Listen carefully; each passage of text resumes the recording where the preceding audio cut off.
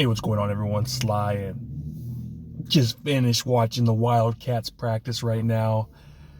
Watson deal as they're about to go this week, go into hostile territory to play the Aptos Mariners, man. Man, we always get our ass kicked against those boys. We always get our ass kicked. But we're 1-0 this year. Looked good today at practice. And hopefully you can go on the road, take care of business.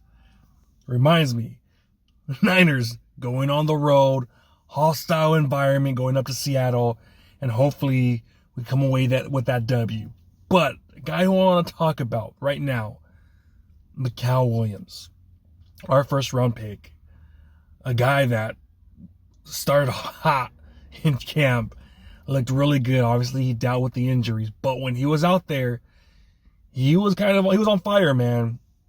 And we're looking today at the odds. They had the odds of like offensive rookie of the year, defensive rookie of the year, and offensive rookie. Everyone thinks it's going to be Ashton Genty for the Raiders, which it does seem plausible that could happen. You know, they're probably gonna give the ball to him so much. But looking at the defensive odds right now, and number one, Abdul Carter plus 225. Then you got Jalen Walker plus 900.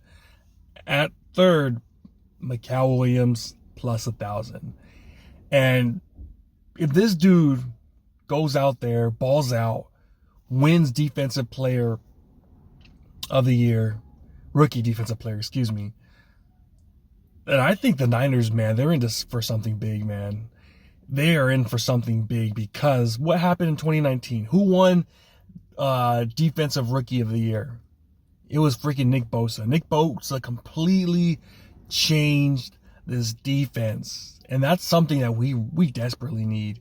We need someone like Mikal Williams to have a great year, And right now he's third favorite plus 1,000, and I think he can do it. But Robert Saleh has to realize, yeah, he could rush from the outside. Like, he's not as good as it, but he could rush from the outside. We saw that against Texas last year, late in the year, when he abused Calvin Banks. He abused Calvin Banks, man. Calvin Banks is a top 10 pick. You know, Calvin Banks, what I've heard, he's looked good in camp. You know, a solid-ass player. And he tore him up. He tore him up in the run game. He tore him up to, I think, 2 sacks.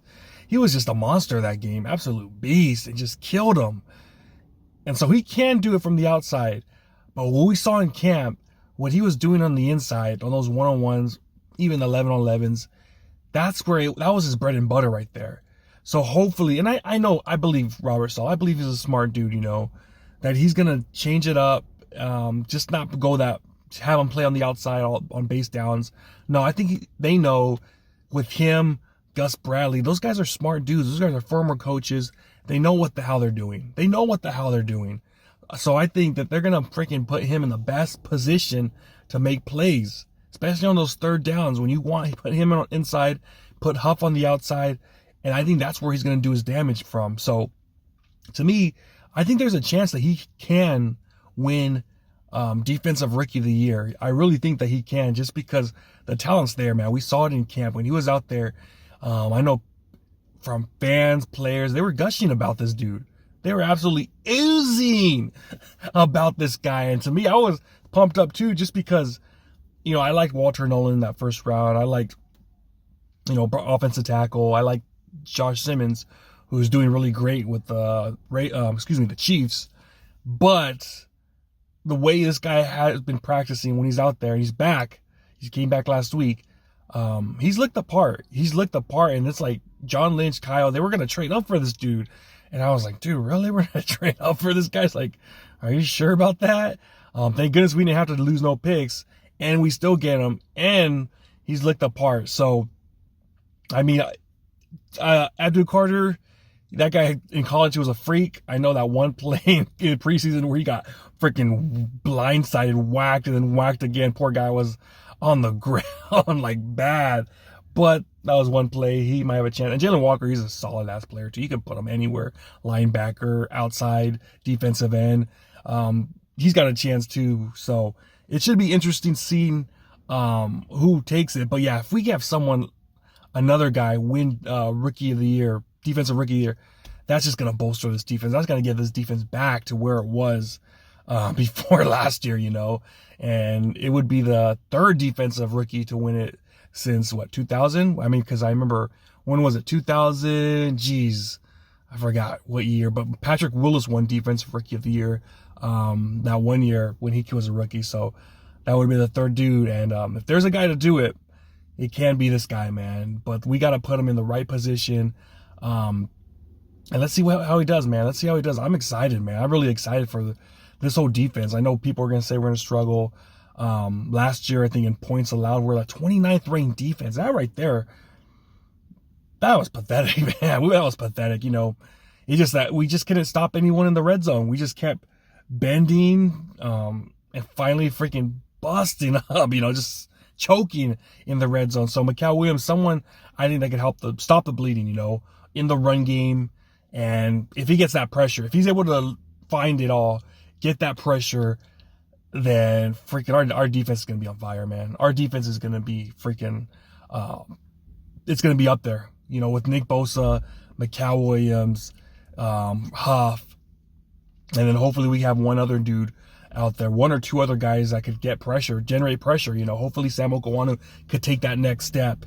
Freaking Gross Matos, hopefully we're hearing he didn't practice today, but he could come back and play we've been paying him. I think the 8th, 9th highest paid player.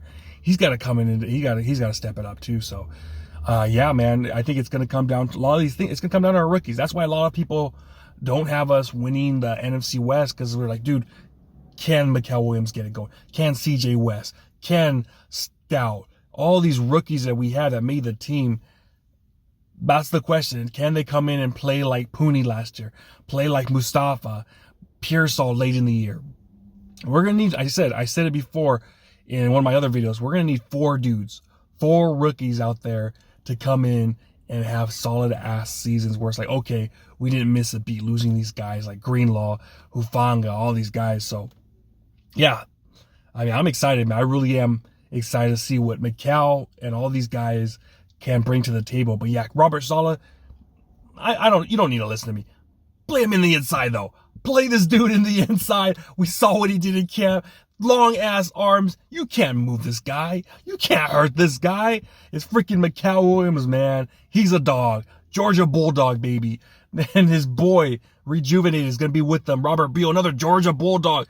Let's see what he got going, man. But yeah, man, can't wait. Hopefully he's able to get that. If he gets that rookie, man, I'm telling you right now, we're going to make a run. If he wins that rookie defensive player, we are going to have a badass defense. Badass defense. So excited. Vegas says there's a chance. There's a good chance. But let's see how it plays out, man. All right, man, I'm out. Let me know how he's going to do this week in Seattle. First test, where he's going to be lined up, man. All right, man, I'm out. Peace.